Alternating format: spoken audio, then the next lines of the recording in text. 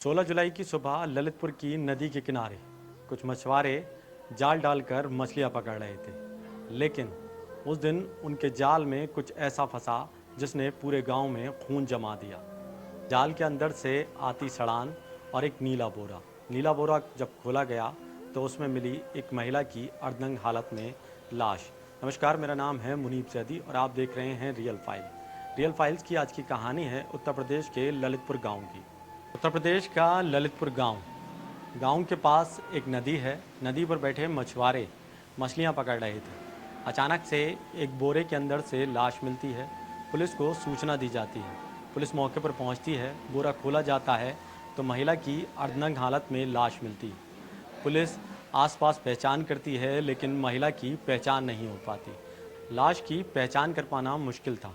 लाश इतनी सड़ चुकी थी कि उसकी पहचान कर पाना काफ़ी मुश्किल हो रहा था। जिसके बाद पुलिस ने आसपास के गांवों में तलाश शुरू की कि आखिर वो महिला कौन है। पुलिस ने इस दौरान 28 गांव खंगाले जिसमें महिला की पहचान नहीं हो सकी। कहते हैं मौत चुप नहीं रहती और अपना कुछ न कुछ वजूद छोड़ कर जाती है।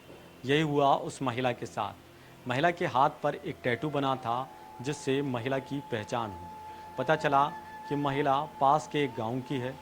जिसके बाद पुलिस ने अपनी पड़ताल तेज़ की और महिला की पहचान शुरू की। लाश की पुलिस ने पहचान की। महिला का नाम था रानी रैकवार और पास के एक गांव करमई की रहने वाली थी और कुछ समय से पति से अलग रह रही थी। महिला की ज़िंदगी आम औरतों जैसी नहीं थी, बल्कि वो लिव इन में रह रही थी। महिला लिव इन में रहने के कारण उसका किसी और शख्स के साथ संबंध भी था। पुलिस पहचान कर रही थी कि आखिर वो शख्स कौन था और महिला की किस तरह हत्या कर दी गई। एक शख्स का नाम निकल कर आया। उस शख्स का नाम था जगदीश रानी रैकवार के साथ काफ़ी समय से लिव इन में रह रहा था।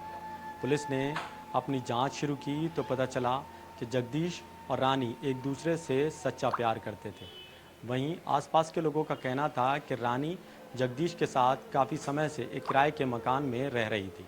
लोगों का कहना है इसी दौरान जगदीश की शादी तय हो गई। जगदीश ने रानी का साथ छोड़ दिया, लेकिन वो जगदीश रानी से लगातार ये भी कहता रहा कि मैं तुम्हें भी नहीं छोड़ूंगा और मेरी शादी भी हो जाएगी। लेकिन रानी को ये बात नागवार गुजरी। उसने कई बार जगदीश से कहा कि मैं तुम्हारे साथ नहीं रह सकती, क्योंकि या तो मैं रहूंगी या फिर तुम्हारी पत्नी। जगदीश की शादी तय हो चुकी थी, फिर भी उसने रानी को नहीं छोड़ा। हालांकि रानी कुछ समय तक जगदीश के साथ रही, फिर उसने अपने एक अलग राह चुनी। जगदीश का साथ छोड़कर रानी अब किसी और के साथ जा चुकी थी। उसके बाद आखिर ऐसा क्या हुआ जिसने रानी का कत्ल हो गया? आखिर पुलिस तलाश ही रही थी तो वहीं पुलिस को कॉल डिटेल मिली, जिसमें जगदीश और रानी की कई बार आपस में बात भी हुई थी।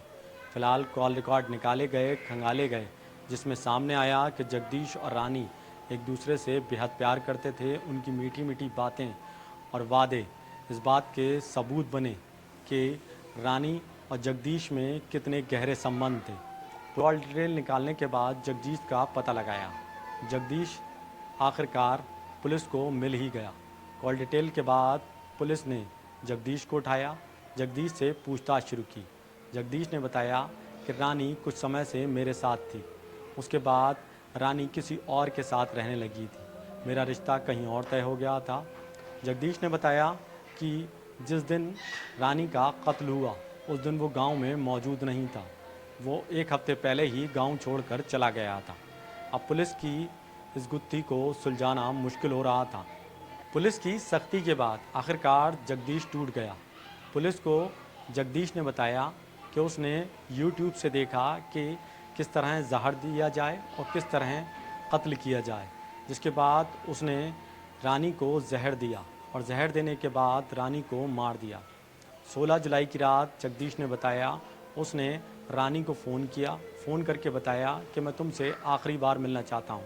जिसके बाद रानी उससे मिलने आई। उसने कहा कि मैं अब की बार सब कुछ ठीक कर दूँगा। उसने कोल्ड ड्रिंक मंगाई।